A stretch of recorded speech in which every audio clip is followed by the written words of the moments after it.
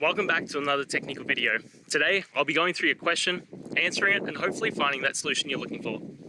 Guys, remember to stay just a little bit crazy, just like me, and hopefully you work through to that resolution. Now, let's continue on.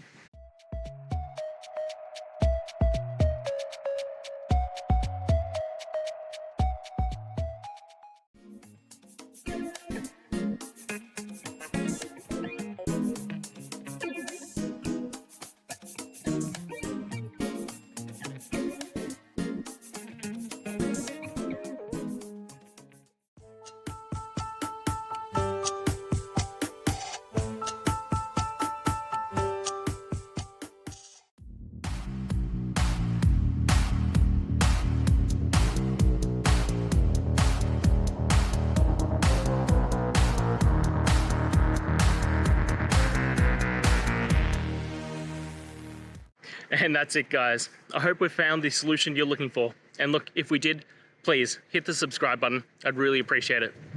And until the next time you need technical help, I hope you have a good one.